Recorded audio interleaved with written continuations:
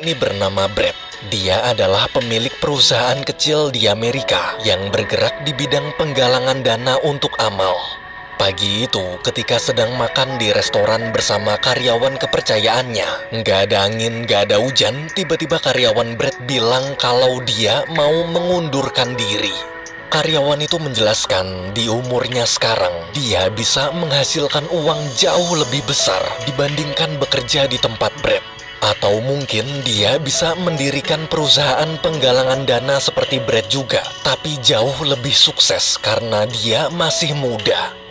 Mendengar kalimat barusan, Brad seperti tertampar. Sepanjang malam, dia tak bisa tidur memikirkan obrolan tadi siang. Brad teringat masa-masa saat dia baru mulai merintis bisnisnya. Dia jadi kepikiran kenapa sudah puluhan tahun lamanya menjalankan bisnis. Sampai sekarang hidupnya masih belum sesukses kehidupan teman-temannya yang lain. Di momen itu, Brad merasa gagal. Semalaman dia terus overthinking.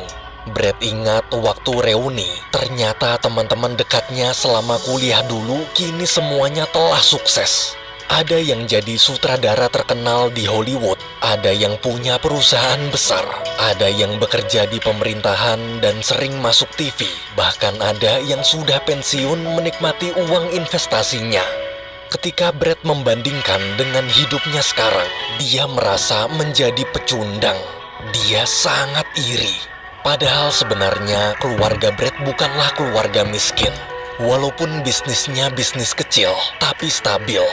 Pekerjaan istrinya juga cukup bagus. Dia punya mobil, rumahnya bagus, sekolah anaknya lancar. Pokoknya dia nggak kekurangan sama sekali. Dia hanya iri. Iri saat membandingkan hidupnya dengan hidup teman-temannya. Esok hari, Brad pergi mengantarkan putranya yang bernama Troy ke kota Boston untuk memilih dan mendaftar kuliah. Di bandara, waktu menunggu jadwal pesawat, seperti ayah dan anak cowok pada umumnya, mereka berdua terlihat kurang dekat. Jadi selama menunggu, mereka cuma diem-dieman. Brad lalu mencoba mengajak Troy ngobrol. Agar putranya bangga, Brad pun bilang gimana kalau mereka menukarkan tiket pesawat kelas ekonomi mereka menjadi tiket kelas VIP. Mendengar itu, Troy tersenyum senang karena dia belum pernah naik pesawat kelas VIP. Tapi pas dicek, customer service bilang kalau tiket Brad nggak bisa ditukar gara-gara dia belinya pakai kupon diskon. Brad pun kecewa dan malu. Ketika naik pesawat, Brad kembali overthinking. Dalam hati dia bertanya, apa teman-temannya yang sekarang sukses pernah naik pesawat ekonomi sepertinya juga. Brad ingat saat reuni, teman-temannya itu pernah cerita kalau mereka punya pesawat jet pribadi atau minimal naik pesawat kelas VIP. Lagi-lagi Brad iri.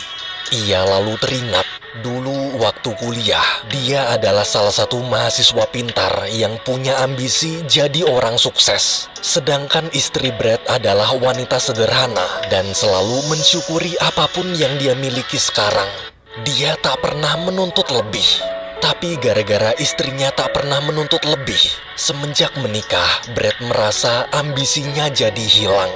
Berbeda dengan istri teman-temannya yang sama-sama punya ambisi, karena istri mereka juga wanita sukses.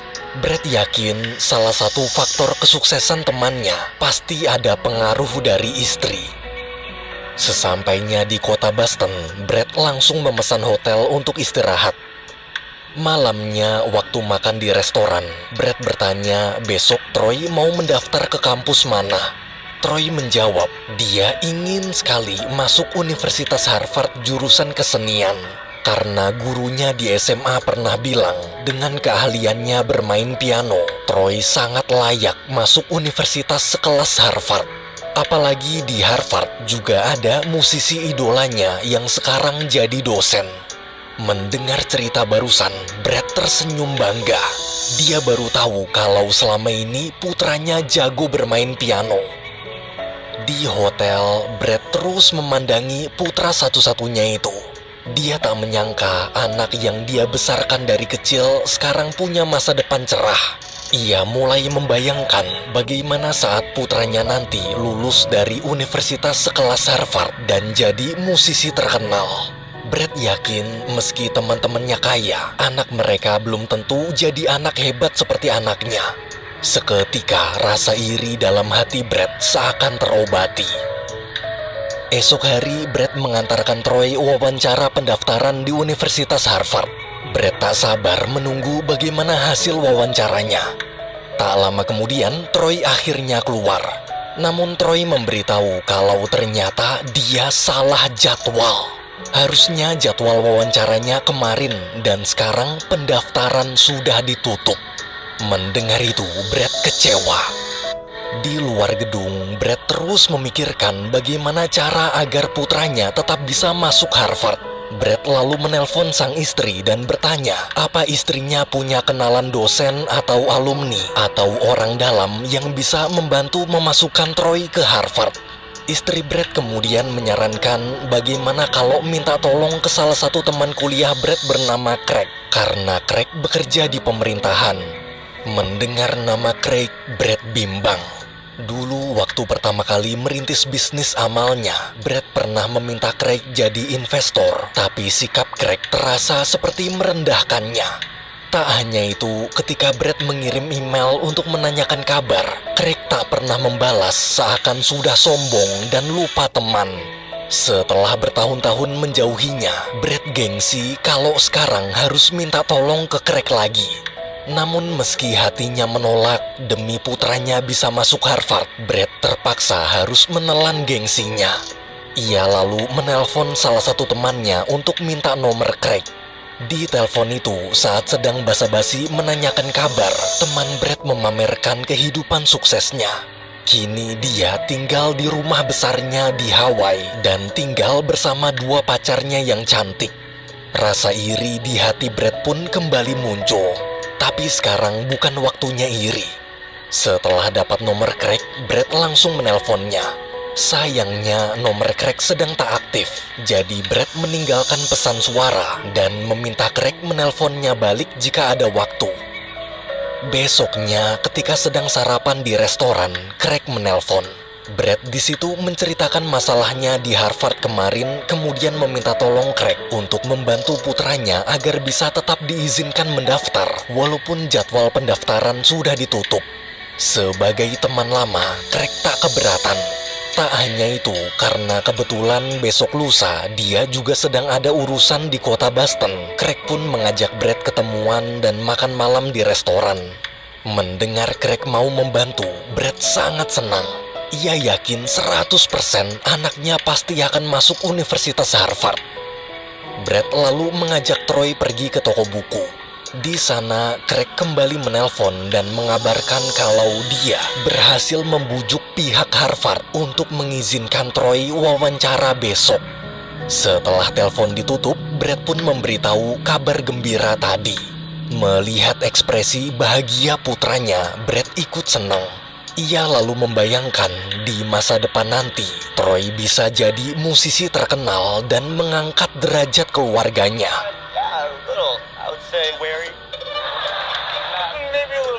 I picture Troy as an adult. It's our son. I bought an island. What? Yeah. I love you both so much.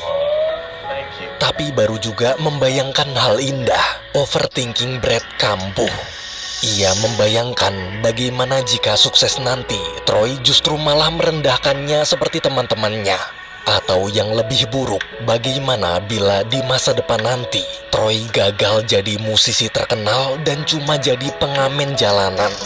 Dia takut karena kegagalan anaknya itu, teman-temannya jadi semakin merendahkannya. Pikiran itu terus berputar di otak Brad.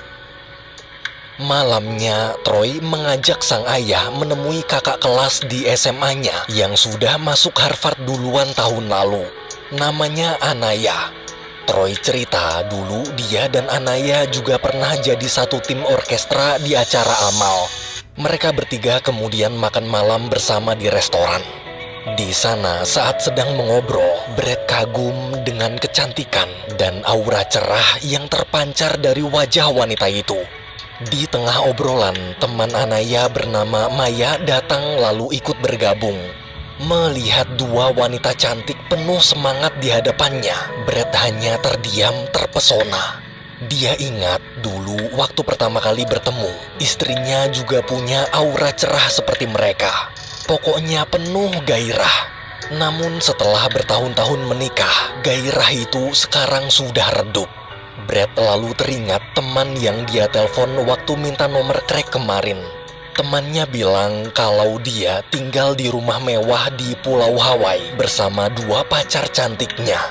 Seketika pikiran liar Brett pun muncul. Jika seandainya dia sukses dan punya banyak uang, pasti dia juga bisa punya dua pacar cantik seperti temannya. Dan seandainya punya, dia ingin kedua pacar cantiknya itu seperti Anaya dan Maya, bukan seperti istrinya di rumah. Selesai makan, Anaya mengajak Brett lanjut ngobrol ke bar seberang jalan bersama teman-teman mereka. Mendengar ajakan itu, dalam hati Brett ingin sekali ikut, tapi karena Troy belum cukup umur dan besok harus wawancara pendaftaran, Brett terpaksa menolak tawaran Anaya. Di hotel setelah Troy tidur, Brett diam-diam pergi ke bar menemui Anaya. Di bar, mereka berdua pun mengobrol panjang lebar selama berjam-jam. Gara-gara mabuk, Brett jadi curhat tentang hidupnya yang sangat menyedihkan dibanding dengan hidup temannya yang sukses. Brett berharap dengan dia curhat, Anaya mungkin akan menyemangatinya seperti istri teman-temannya, bukan seperti istrinya di rumah. Namun di luar dugaan, Anaya justru tak terlihat simpati sama sekali. Dia malah bilang hidup Brett enak. Di luar sana ada banyak sekali orang yang hidupnya jauh lebih miskin, bahkan sampai kesulitan makan. Bisa jadi orang yang Brett anggap hidupnya sempurna ternyata punya banyak masalah besar. Jadi jangan terus-menerus membandingkan diri kita dengan kesuksesan orang lain. Jangan samakan kehidupan kita dengan olahraga yang harus bersaing untuk menang, karena hidup bukanlah kompetisi. Mendengar ucapan wanita muda itu, Brett hanya terdiam. Sebelum berpisah, Anaya mengundang Brett untuk menonton konser musik orkestranya besok malam. Keesokan paginya, Brett mengantarkan Troy menemui dosen Harvard sekaligus musisi idolanya untuk wawancara. Sambil menunggu, dia tak lupa mengabari istrinya tentang kondisi Troy sekarang.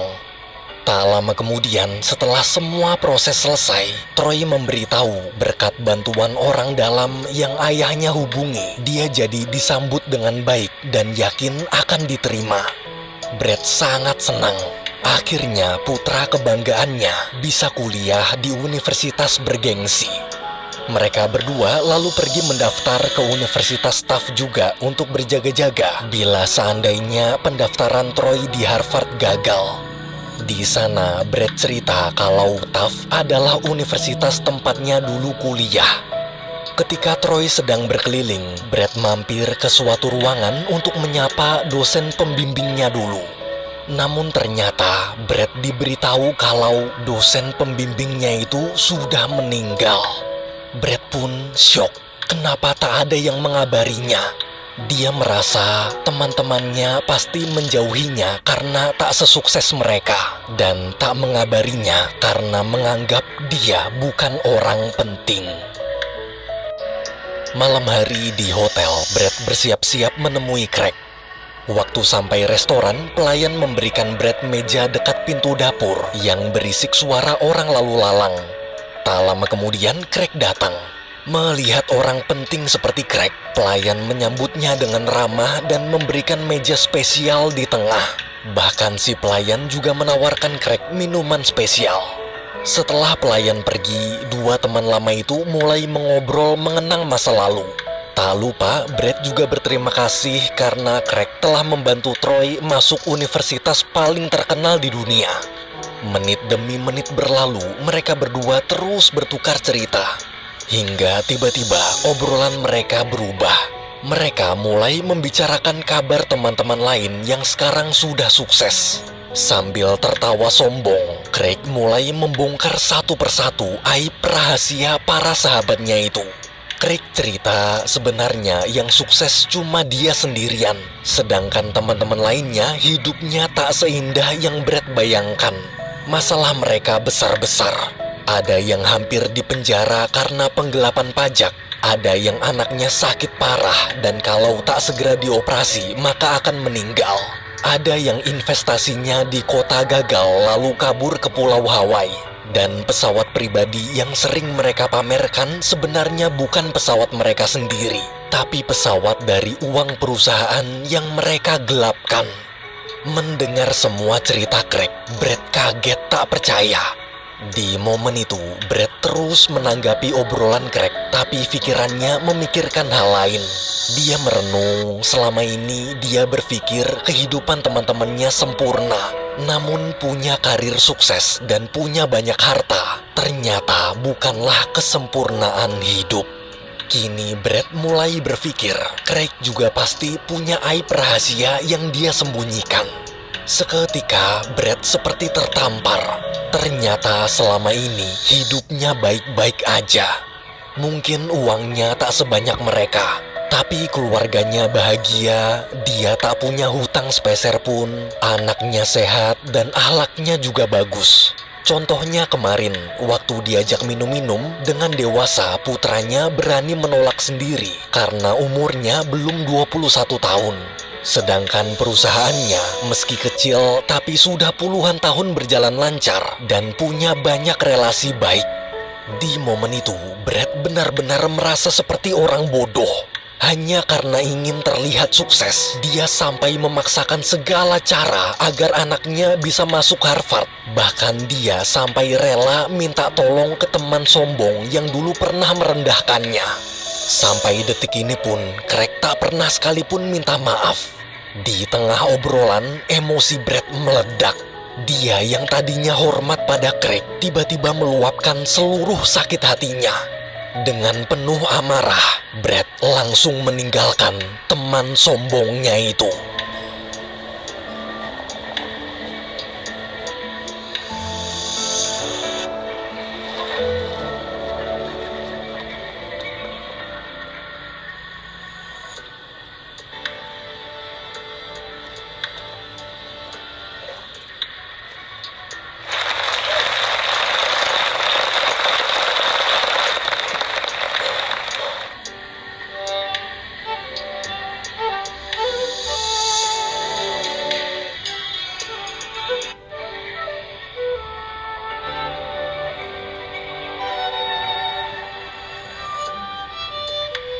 I still did love the world. I could love them and never possess them.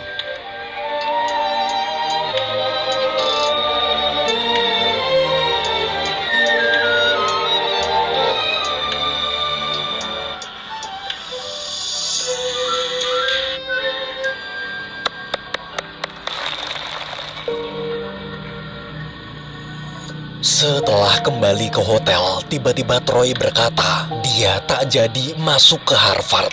Tadi sore saat berkeliling kampus ayahnya, dia merasa lebih cocok kuliah di sana. Dosennya baik, tempatnya nyaman, teman-teman yang belajar di sana juga ramah. Troy lalu bertanya kenapa akhir-akhir ini sikap sang ayah terlihat cemas.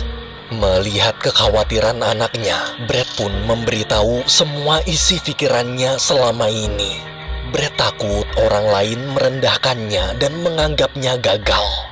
Mendengar itu dengan santai, Troy cerita, dulu dia juga sering merasa malu jika melakukan kesalahan di tempat umum, seperti jatuh kepleset, lupa nutup sleting celana, dan hal-hal memalukan lainnya.